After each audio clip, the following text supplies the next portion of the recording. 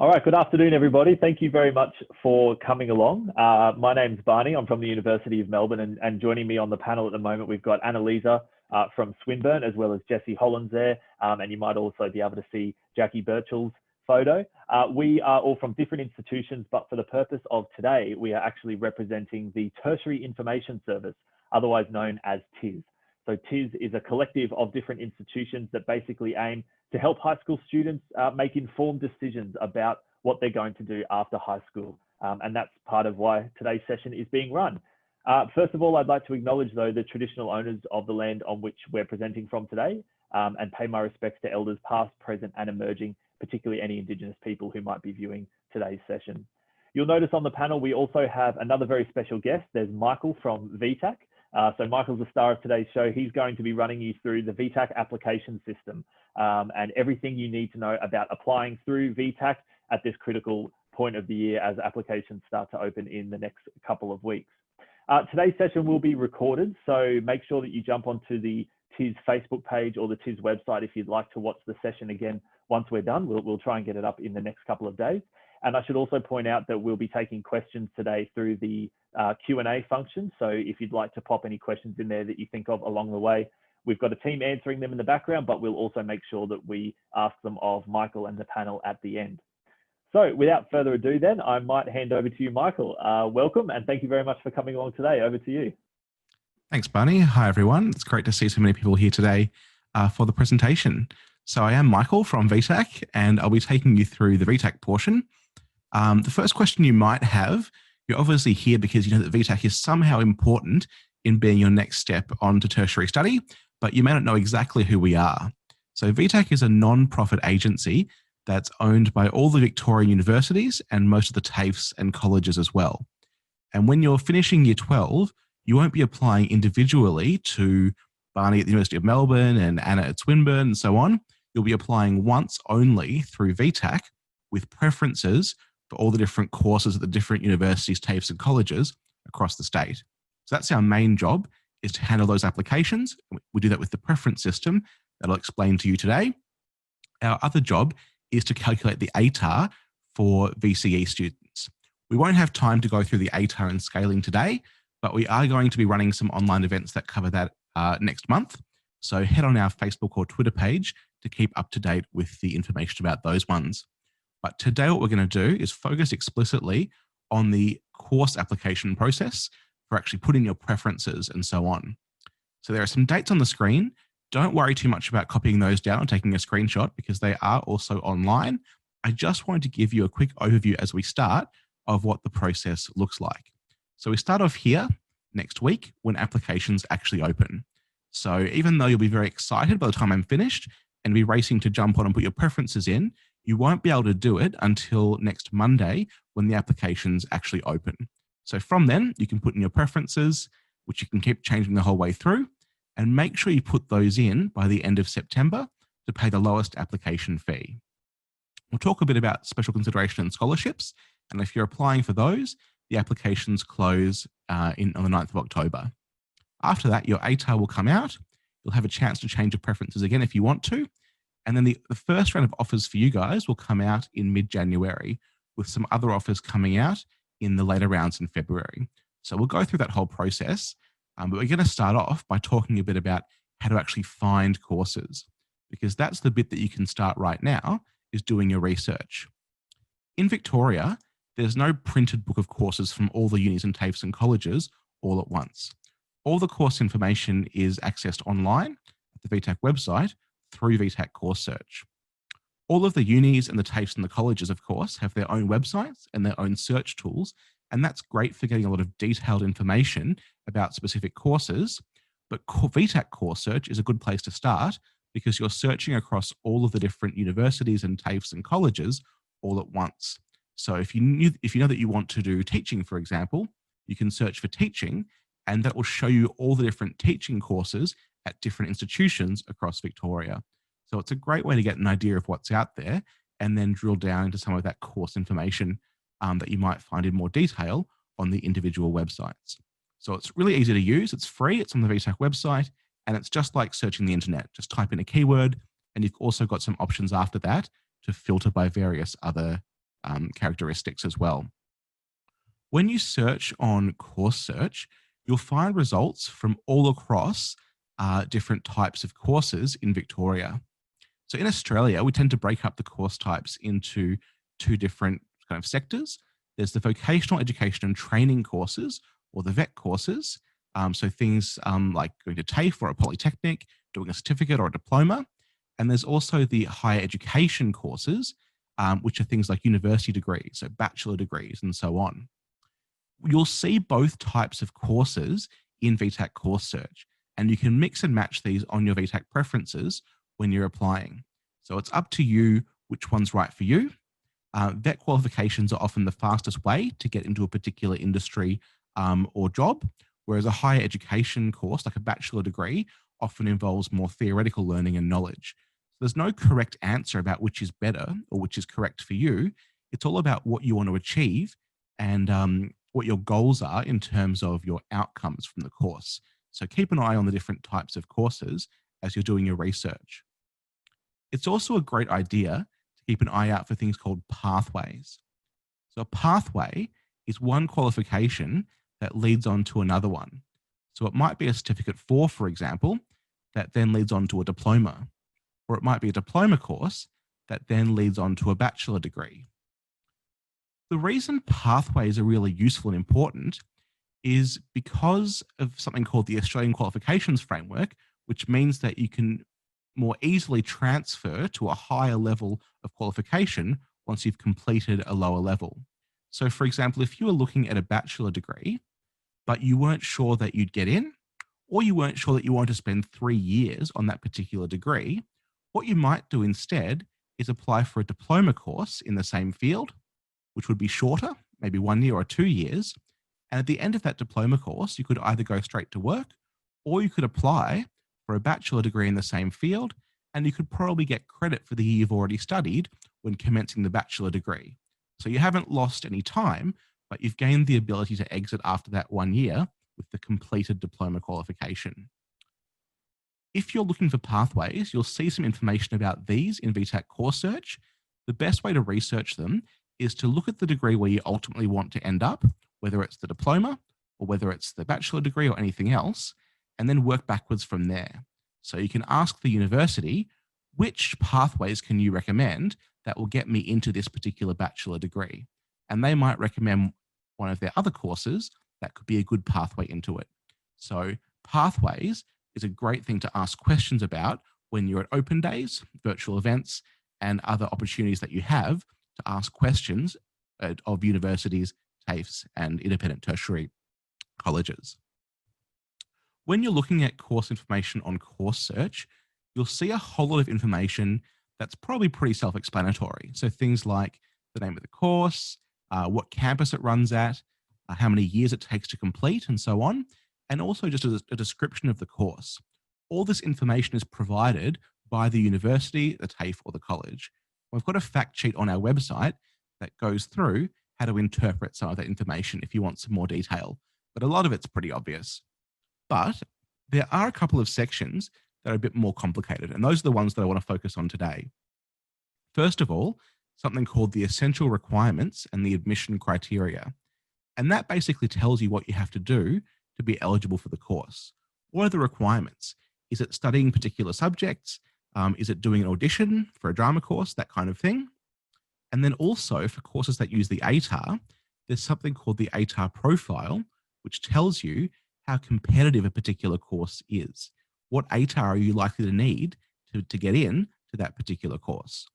So we'll talk about both of these two things now in a bit more detail, starting off with those essential requirements and admission criteria.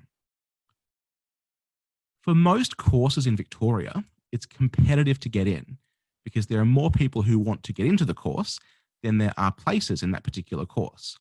So the course has got some way of figuring out who gets those places. A lot of courses use the ATAR as at least one of their criteria, but there are also heaps of other things that you might see, like some of the examples on the screen. So for example, a medicine course might interview you to make sure you've got the right kind of attitude to be a doctor, or a dance course or a drama course might have you do an audition so they can look at your acting or dancing talent.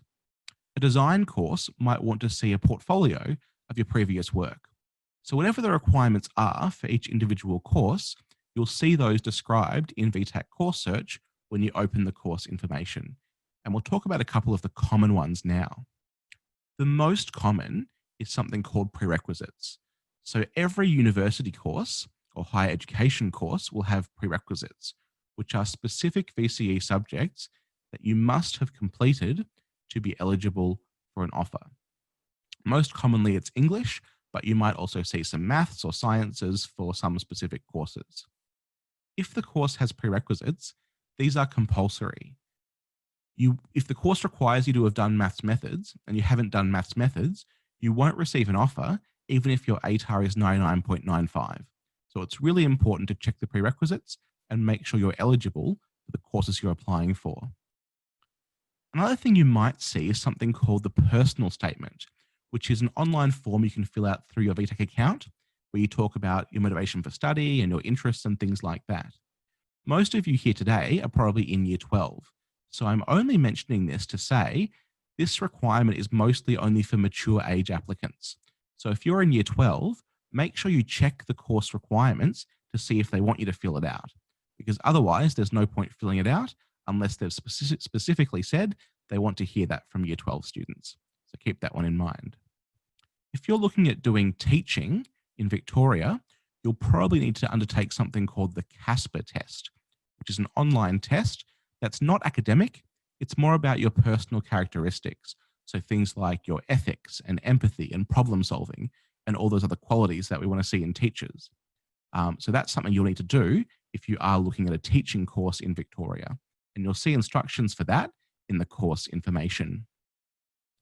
The last one I'll talk about specifically is something called subject adjustments.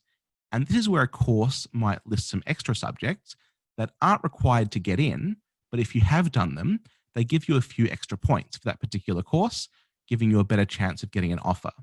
So an accounting course, for example, might say, if you've done VCE accounting or VCE maths, we'll give you 2 extra points, making it more likely you'll get in. They're not compulsory, they're not prerequisites, but they are a little bit of an extra bonus if you have done those subjects. Not every course has these, but you'll always see them described in VTAC Course Search if they are available for a particular course.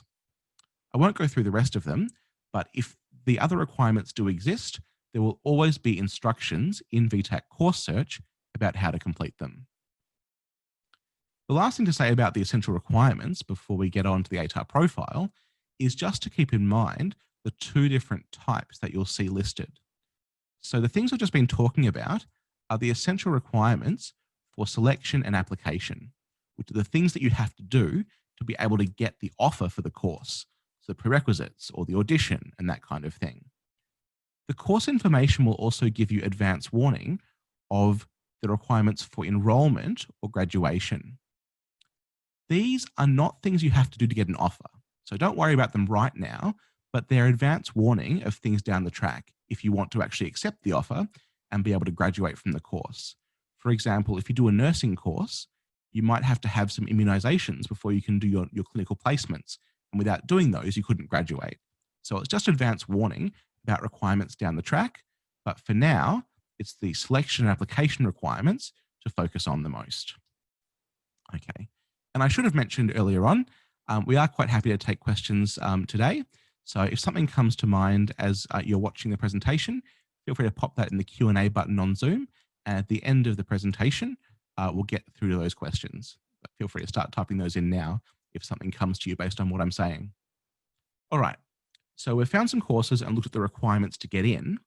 The next question we might have is, how likely am I to be able to get in? How competitive is this particular course?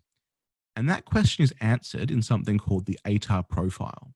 But before we get into that, we've got to take a step back and think about how selection actually works. So as I mentioned, all the courses have got some way of figuring out who gets in. At the end of the year, they're going to get all the applications, everyone who's put that course as a preference, and then they're going to rank them in accordance with the criteria that they published in Course Search. So what we'll do now is look at an example course that's got 6 people applying for 4 available places. And they're using the ATAR primarily, but also taking into account special consideration through Cs, which we'll discuss briefly in a moment, and giving out some of those subject adjustments, which I mentioned a bit earlier on. So let's go through and rank all these applicants now. Starting off with Mel, who had an ATAR of 95.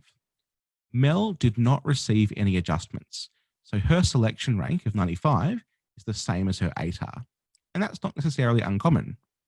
Next up is Jerry with an ATAR of 90. Jerry did one of those relevant VCE subjects that was published as a subject adjustment, and that means her selection rank of 94 is higher than her ATAR. Next up, we've got Victoria, ATAR of 85, and no adjustment factors. So again, her selection rank is the same as her ATAR. Emma, ATAR of 80, and again, no adjustment factors, so her selection rank is the same as her ATAR.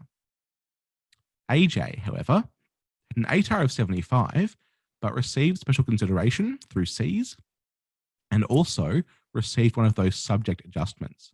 So his selection rank of 86 is significantly higher than his ATAR of 75. And last of all, we've got Howie, ATAR of 70, no adjustments, so his selection rank and ATAR are also the same at 70. And that process is happening for every course you apply for. So when you get a special consideration or when you do any of those extra requirements, your ATAR is not changing. Your ATAR is always the same number that you got at the end of the year. What's changing is your selection rank for individual courses. And that might be different between different courses because they will have published different criteria for their own course. When it comes time to make the offers, what we do is go down that list of the selection rank in order. So in this case, there were 4 available offers, and they've gone to the 4 applicants with the highest selection ranks. But if we look at those same offers on the other side, in order of ATAR instead, we can see that it wasn't the highest ATARs which got the offers, it was the highest selection rank. And that's important to know because when you're looking at the ATAR profile in course search, you'll see a whole lot of information. You'll see the highest, median, and lowest ATAR to receive an offer, but you'll also see the highest, median, and lowest selection rank to receive an offer. And even though the lowest ATAR to receive an offer sounds pretty useful, remember it can be a bit misleading. It just means that one person got in at that particular ATAR, not that everyone above that also got in. In this example, Emma had a higher ATAR than AJ, but she missed out and he got in. So we wouldn't assume that everyone who had 75 and above automatically got in. So it's more useful to look at the lowest selection rank instead, because your selection rank only goes up from your ATAR. So in this example, the lowest selection rank is 85. If your ATAR was already higher than that, you would have received an offer for this particular course. The last thing to say here is that it's important to remember the lowest selection rank information in the ATAR profile is last year's information just as a guide. We don't know the lowest selection rank for next year until all of the institutions make their offers and we see who it was who got that last spot. So what you're looking at is just a guide based on last year. The information could change if different people apply, which they probably will, and if a different number of places are available. So it's not something to look at and say, oh, well, my ATAR was lower than that, so I won't bother applying for that course. It's still worth applying. First of all, because you might get some of those adjustments. And second of all, because the lowest selection rank might change for next year. Okay. So we found the courses, figured out the requirements and the competitiveness based on the ATAR profile in course search. Now we can move forward to next week when it's actually time to apply. So everything with VTAC is done online at vtac.edu.au. So when you're ready, you can just go on, make an account. You'll need your personal details, so things you probably know, like your name and email address and phone number and so on. The only thing you'll need it might be a bit tricky, is your VCE student number. So if you're not sure of your VCE student number, you might need to ask your school. You can talk to your VCE coordinator or your careers advisor at your school to find out your VCE student number. Once you've put in all that information, you'll have a VTAC account, and you can then go on and click Make a Course Application.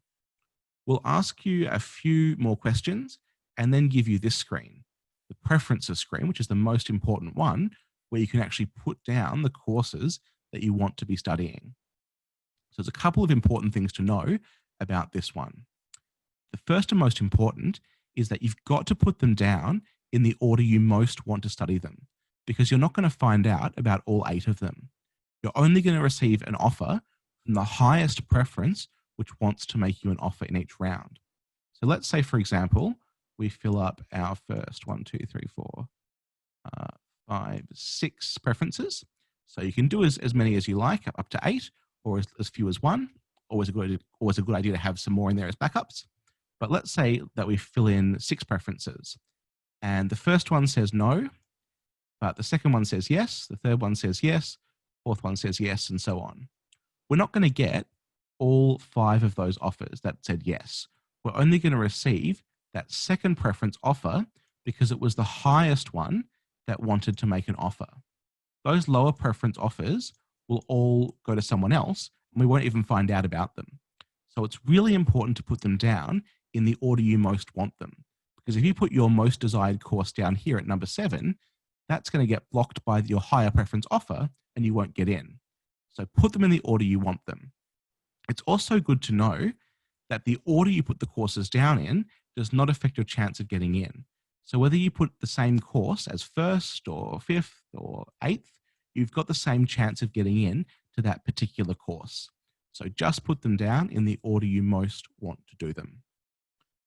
You can keep changing your preferences even after you put them in. You can go right back in and resubmit them, rearrange them, add and remove, and you can keep doing that the whole way through until the end of the year, including after your ATAR comes out. You've got about 5 more days there to make any final adjustments. So don't stress about getting them right the first time. Just apply as early as possible to make sure you're getting in before the timely deadline, and then you can keep changing them the whole way through.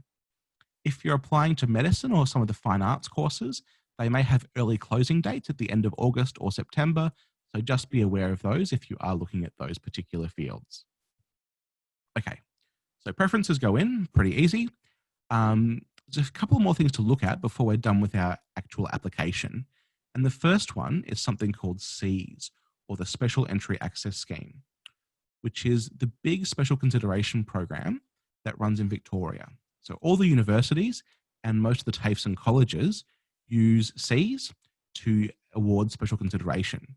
So basically for you, that means you can fill out one form through your VTAC account, and that will cover all of your preferences.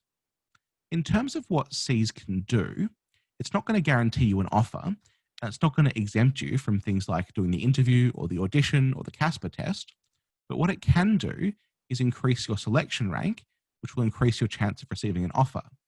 So in our example from earlier on, AJ had applied for SEAS and received special consideration, and that was one of the reasons why his selection rank increased and he was able to get an offer, whereas he may not have received one based on just his raw ATAR.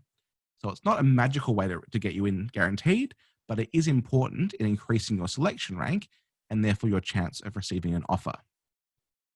In terms of the categories for SEAS, there are 4 of them. The first one, category 1, we want everyone to apply for. This one's really easy. It just involves ticking a box and pressing submit. And what you're doing with that tick box is giving VTAC permission to use your personal information to give you any kind of automatic adjustments that you're eligible for. So it's all based on things we know about you already. For example, we know what school you go to. So if your school is underrepresented at a particular institution, they could give you some special consideration through category 1. We know your age. So if you're mature age, that could also happen through this category. We know where you live, not to sound creepy. So if you are living in a regional or remote area, we can give you consideration through category 1 as well. So you don't need to tell us all those individual factors. We already know them. You just tick the box to give permission, and then it's automatic. The worst thing that can happen from doing that is nothing. Nothing changes, your selection rank stays the same, and you've wasted 2 seconds ticking a box.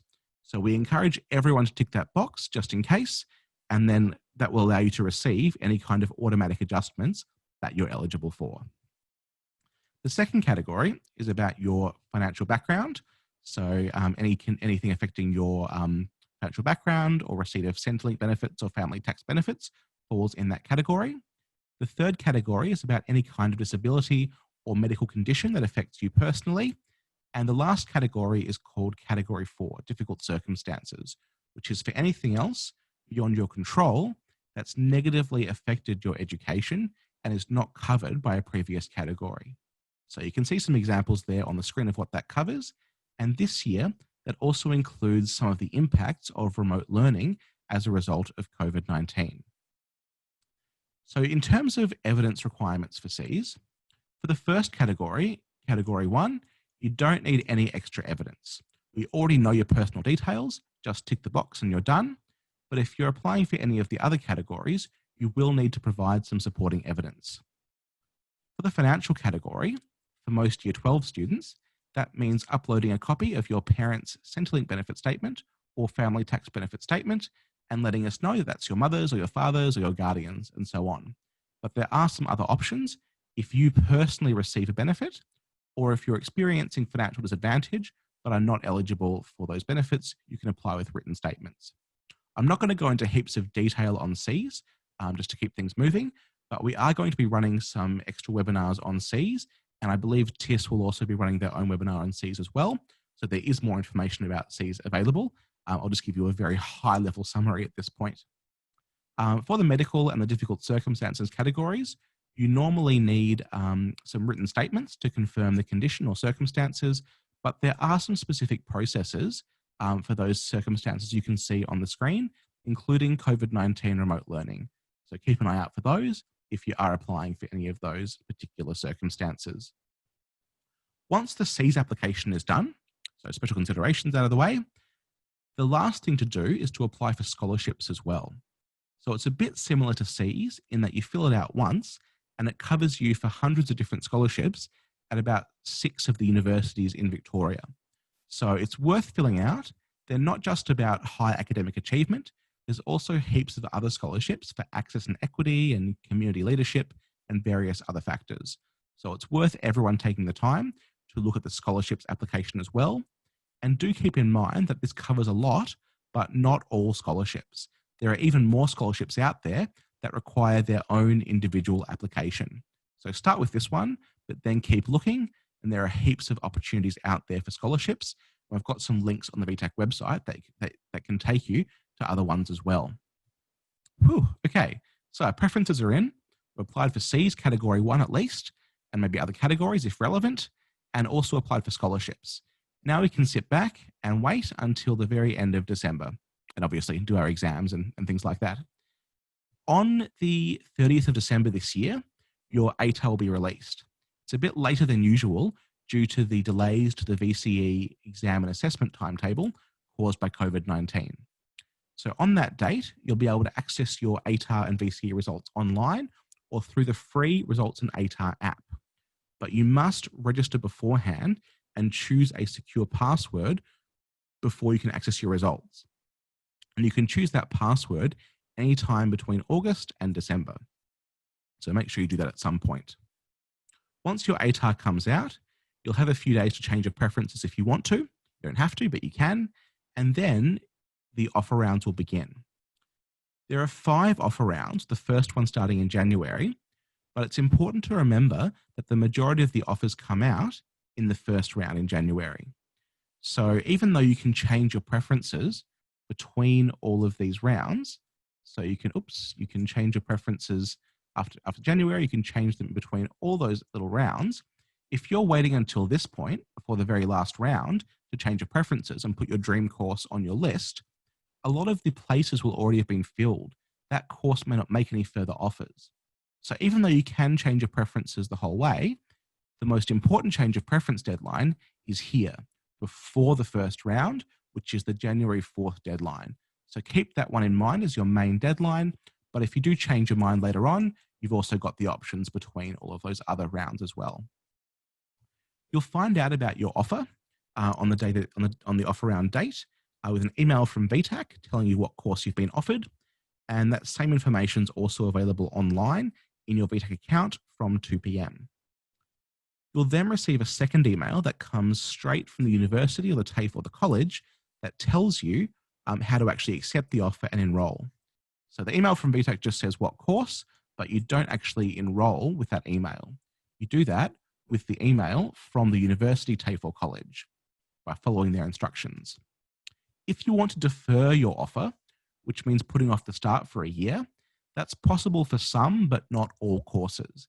And again, that's done with the university, TAFE or college, not with VTAC. To reject your offer, just do nothing, and it will automatically expire on the deadline specified in the email. However, our advice to you is to always accept your offer. Don't reject it unless you don't want to do that course at all, even as a backup. And the reason for that is that the offer process continues no matter what you do with your offer. Whether you accept, defer, or reject, you will still be automatically considered for higher preferences. So in this example, someone's been offered their 5th preference here.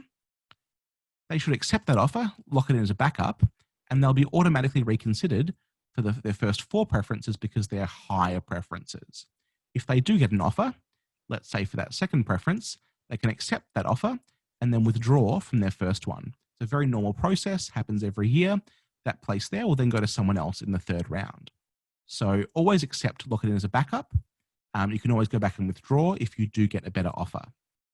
You've also got the option to change your preferences after receiving an offer. So let's say this person got their 5th preference, but then changed their mind and actually wanted that 6th preference instead. They could change their preferences, move that up above what they've been offered, and it will then be considered in the next round. And you can also add courses here if you want to. Just make sure you move them up above what you've been offered, and they'll then be considered in the next round. Okay, that was a whirlwind tour of the VTAC application process. A lot to take in, but there is a lot more information available on the VTAC website in terms of what I've just told you. So keep an eye out for that. And you're of course welcome to contact VTAC if you do need support with the application process. But there are often people who can give you a lot more support and information than VTAC customer service. And I'm going to pass over to Anna now to discuss some of those other support processes. Awesome. Thank you so much, Michael. That was such a valuable and insightful information that you have provided our audience with today. Just a quick reminder, if you are someone who has logged in a little bit later in today's webinar, there is a Q&A function down the bottom. So feel free to shoot us a question. We will be answering them later in the webinar. So I just wanted to touch on what support is available for you, especially if you are a Year 12 student who is transitioning into tertiary education next year. We acknowledge that COVID-19 has put a spanner in the works for this year, and you might not be able to engage with us in person, whether it's us going out to your schools or perhaps you are going to visit us on campus due to those restrictions. But there is a lot of resources and a lot of support available to you online. In fact, there's more support online more than ever before. Just change the slide. Awesome. So in order to look at the types of supports available for you, we do encourage you to research the 3 P's of support, which is people, places, and publications. So when we're talking about people, think about those that know you quite well. These could be your teachers, it could be your career practitioners. You may have shared with them some of your dreams or some of the things you're really good at, and they could even help identify what your passions are. So that's a really good starting point. But you can also reach out to institutions directly. So if you're interested in, say, Swinburne, you could be talking to someone like myself. If it's the University of Melbourne, you could be talking to someone like Barney. So do get out of your comfort zone, do your independent research, be a little bit more proactive, because we can share some insights that perhaps your teachers or maybe family and friends can't in a way. We can talk about those course requirements and also talk about those career longevity objectives. We also have places. So unfortunately, with COVID-19 restrictions, pretty much all Victorian open days are cancelled on campus. So you won't be able to jump on a tram and visit us, but we are moving on to an online or more of a virtual playing field. Many of the universities, TAFEs and also ITCs, they are now hosting online open days. It's in your best interest to jump on their website and check when their particular open day is held, or if they have any upcoming webinars available. They could touch on things such as course advice, but maybe they'll touch on things like your fees and scholarships. Maybe it's student accommodation you're really interested in. There's a whole range of information to take into consideration when looking into tertiary education. And finally, we have publications. So you all heard from the great Michael there. VTAC does have a publication which we do highly suggest you take a look at, but also course guides. I'm mindful that there's not many hard copies floating around, again, given COVID-19, but please do ask your career practitioner if they do have a spare copy. Otherwise, you can download information online as well. And before we go and head into the Q&A section, I might hand back over to Barney to talk about the upcoming webinars TIS have in place for you. Awesome, thanks Anna. I might get you to just flick over onto the next slide if that's all right. Thank you very much. So as Michael mentioned, there's a series of webinars available through the Tertiary Information Service that we'll be running. We've already had one, which you can find on our Facebook page and our website. There's today's session, and then we've also got 2 more coming up in the coming months. So in late August, we've got the Special Entry Access Scheme, or SEAS, and a Scholarship Applications webinar. And we'll also be running a Transition and Moving Away from Home webinar in early October, particularly for those of you who might be looking to move from regional Victoria or maybe interstate or just over the border, looking to make that transition down into Melbourne CBD or into other institutions around the Melbourne city. So definitely encourage you to register for those. For more information and for the Zoom links for those sessions, you can visit that TIS website listed there. If you found your way to today's session, I'm sure you can find your way to the other sessions as well. And we've also got the link there for the previous presentations and videos if you wish to go back and review them at any stage. So at that point, I can see there's a number of questions coming in from the audience. So we might jump into a few of those while and make the most of the panel that we've got here. Michael, a nice, easy, common one I'm sure you're getting asked a lot at the moment, just to kick us off. In short, will COVID-19 affect the application and selection process through VTAC? That's a great question, Barney, and also have asked that one. The answer is yes and no. So the important thing is that you'll still have the chance to go on to tertiary study, just like any other year 12 in any other year. So all the universities and the admission centres and the state governments are all working together to make sure there's a clear pathway. No matter what happens, there will be a pathway for you. So don't stress, you're going to have the same opportunities. There will be a couple of changes though, and that's mostly in terms of timing, first of all. As I mentioned, the ATAR is coming out a bit later than usual, but it will still kind of get you to university. You'll still be able to start in the same time frame as usual.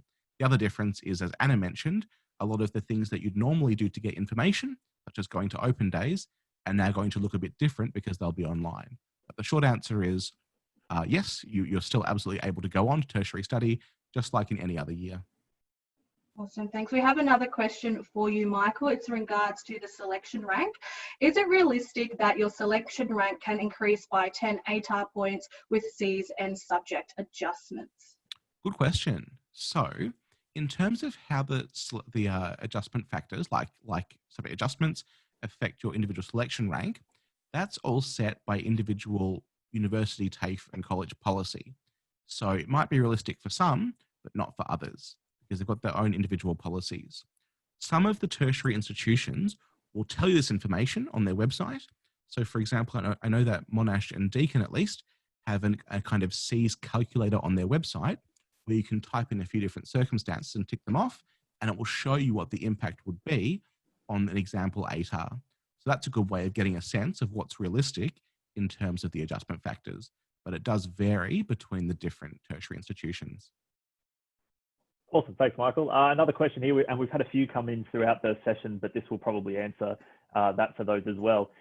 It's about getting offers from different institutions in different states using the VTAC system. Now, I'm happy to explain first up that obviously if you're applying for institutions in other states outside of Victoria, you would have to go through their tertiary admission centres, not through VTAC. So some of the questions we had coming through were about Queensland University. So for Queensland universities, you would apply through QTAC. But Michael, I might just get you to reiterate, is it possible to get multiple offers through the VTAC system at any one time? Yeah, good question. So through VTAC, you can only get one offer per round. There are 5 offer rounds, but as I mentioned, the number of offers made in each round kind of decreases a lot as we get through to the last rounds.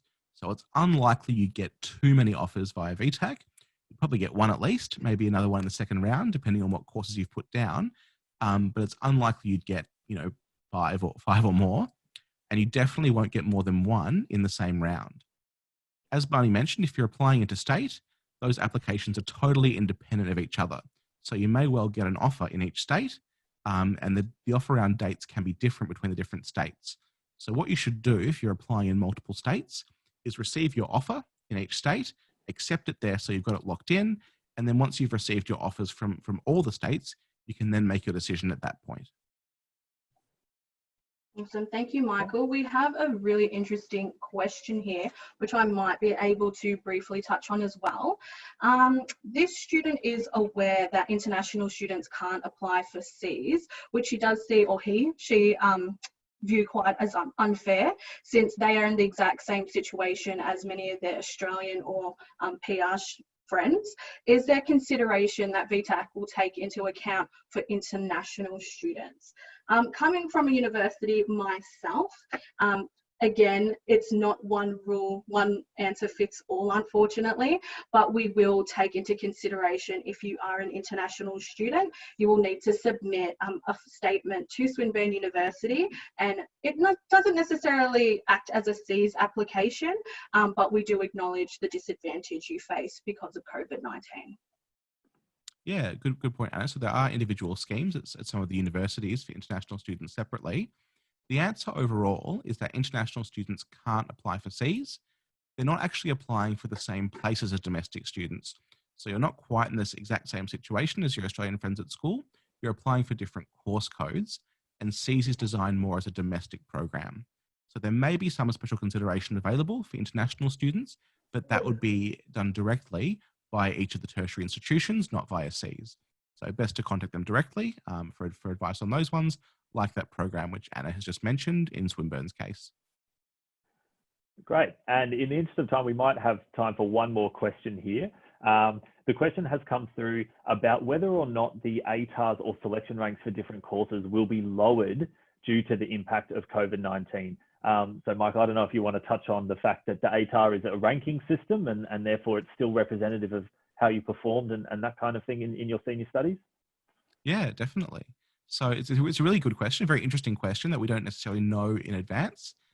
In terms of the ATAR itself, the ATAR is a rank showing your relative performance compared to everyone else in your age group.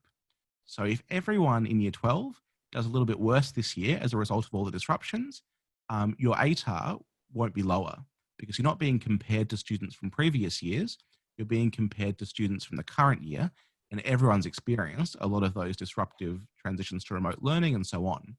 So that's about your ATAR that you receive. I think the question's also asking more about the lower selection ranks and the ATAR required to get into a course. And the answer is just like in any year, we can't always predict what's going to happen. It depends who applies. We might see a few more people applying this year because they're not taking gap years if they can't travel due to COVID.